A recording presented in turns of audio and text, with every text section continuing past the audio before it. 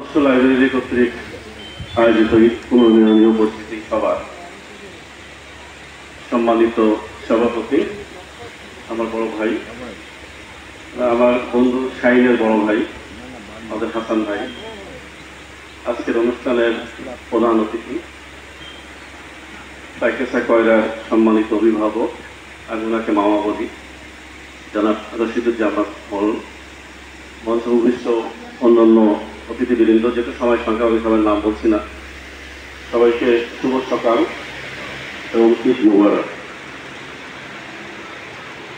মাননীয় প্রধান অতিথি, ওনাকে নিয়ে দু একটা কথা বলতেই চাই, কারণ আমি যেহেতু বিচারক, হয়তো এরকম একই মঞ্চে আর বক্তব্য দেওয়ার সুযোগ পাবো না। আগেই বলেছি আমি ওনাকে মামা বলি, মামার সাথে দীর্ঘদিনের সম্পর্ক আমার। আমরা যখন কলেজে পড়েছি, আমার সমসাময়িক যারা তারা জানেন, তখন কিন্তু যদিও মিছিল মিটিং করেছি। কপিলমুনি কলেজের একটা দেয়াল পত্রিকা ছিল, যেটা আমি চালাতাম আমার দু একজন বন্ধু বান্ধবকে নিয়ে। কিন্তু যখন বিচারক হয়েছি, আমি 1998-এ বিচারক হিসেবে জয়েন করেছি। জয়েন করার পরে যখন বিচারকের চেয়ারে বসি, তখন কিন্তু আমরা দলমত জাতি নির্বিশেষে আমি ভুলে যাই। তখন শুধুমাত্র সামনে যে রেকর্ড থাকে, রেকর্ড দেখে আমরা বিচার করি। তো যে কথা বলছিলাম, আমি যখন ঢাকার সিএমএম, মামা তখন দু একবার আমার অফিসে পদধূলি দিয়েছেন। ইভেন যখন আমি বিশেষ জজ নয় ঢাকাতে, তখন উনি আমার চেম্বারে গিয়েছেন, আমরা বিভিন্ন সময় কথা বলি। আপনারা সবাই জানেন উনি সবসময় পড়াশুনো নিয়ে থাকেন, অত্যন্ত জ্ঞানী মানুষ। এবং হঠাৎ করে একদিন কিন্তু উনি নেতা হননি, উনি একদম গ্রাসরুট লেভেল থেকে উঠে এসছেন। এই জন্য উনি জনগণের সাথে মেশেন, যে কারণে আজকেও কিন্তু ওনার অনেকগুলো প্রোগ্রাম আছে, এই জন্য আমরা ওনাকে এই সময় পাচ্ছি না। উনি যখন এমপি নির্বাচিত হয়েছেন, উনি আমাকে ফোন করেছেন। উনি কিন্তু আমাকে ফোন না করলেও পারতেন, উনি কিন্তু এমপি, মহান জাতীয় সংসদের একজন সদস্য, আমাকে ফোন করেছেন। যেহেতু উনি জানেন যে আমি একটা পেশায় আছি এবং আমার পেশাটা একটু অন্যরকম, সব চাকরি থেকে আমার চাকরিটা অন্যরকম।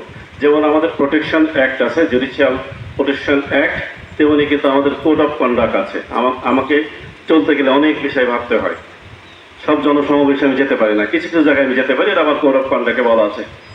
যেমন সেবামূলক কাজে আমি আসতে পারি, আমার কোনো বাধা নেই। উনি আমাকে বলছেন যে আমি তো রওনা করেছি আপনার অফিসে আসার জন্য, কিন্তু আসলে সদরঘাট এলাকায় এত জ্যাম, আমি তো আসতে পারছি না। পরে আমি গিয়ে দেখা করেছি।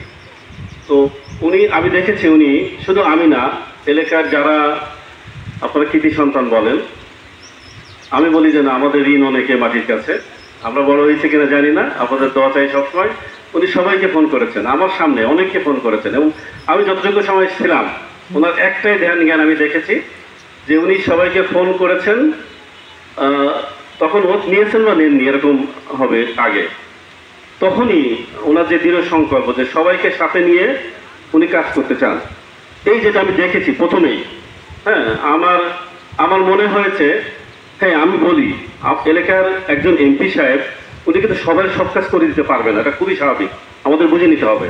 এটা হাজার হাজার লাখ লাখ কোটি কোটি সমস্যা, একার পক্ষে কিন্তু সম্ভব না, সবাইকে থাকতে হবে। কিন্তু ওনার যে প্রথম দিন থেকে যে চেষ্টা আমি দেখেছি, আমি সত্যি অভিভূত। এবং উনি কিন্তু এই যতদিন হয়েছে তার প্রতিফলন আমরা দেখছি, উনি কিন্তু চেষ্টা করে যাচ্ছেন। আজকের অনুষ্ঠান নিয়ে এখন একটু বলি। আদর্শ লাইব্রেরি, একজন মহামনীষী বলেছিলেন, আমাদের বলেছেন, জীবনে তিনটা জিনিসের প্রয়োজন, বই, বই আর বই। আবার যদি বলি,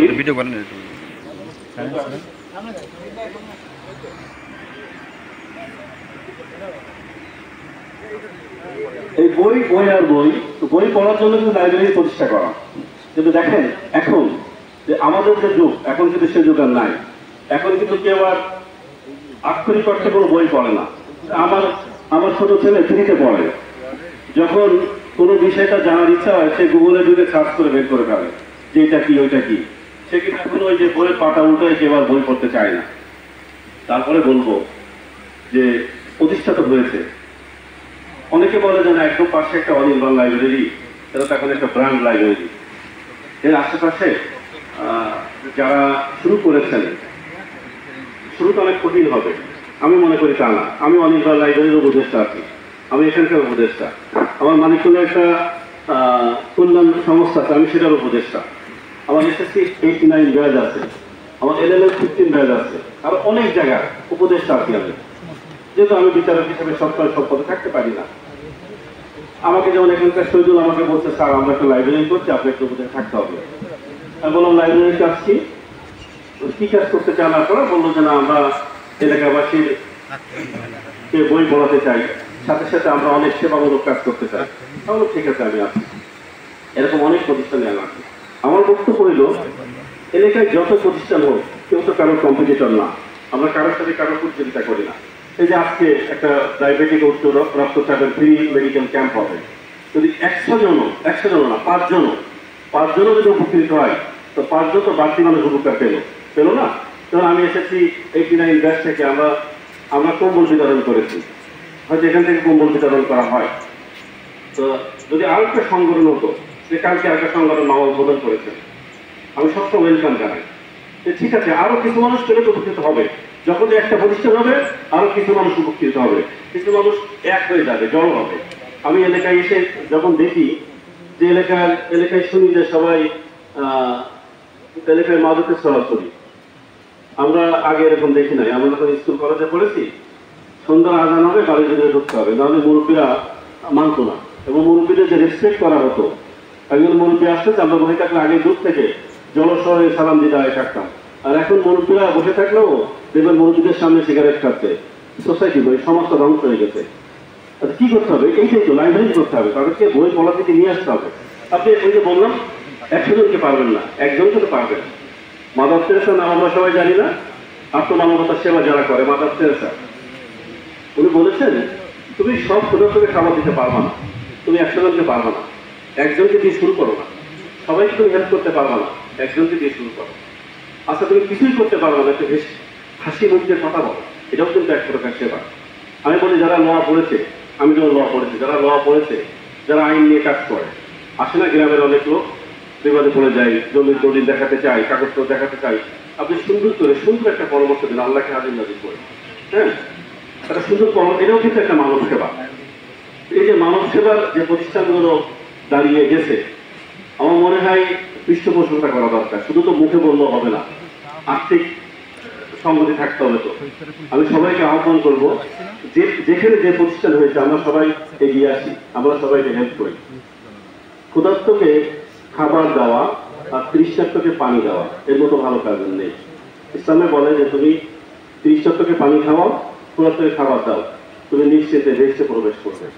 এবং হাসরের ময়দানে আমার জানা মতে, আমি মাঝে মাঝে এগুলো পড়ি এখন, আমার জানা মতে সবচেয়ে গুরুত্বপূর্ণ ওয়েটেবল, যে বিজানের পাল্লায় ওজন করা হবে না, সবচেয়ে গুরুত্বপূর্ণ যেটা ওয়েট রেশিও, সেটা হলো সুন্দর চরিত্র।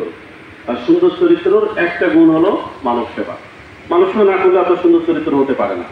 তো এই মানব সেবা, আসুন আমরা সবাই মানব সেবা করি।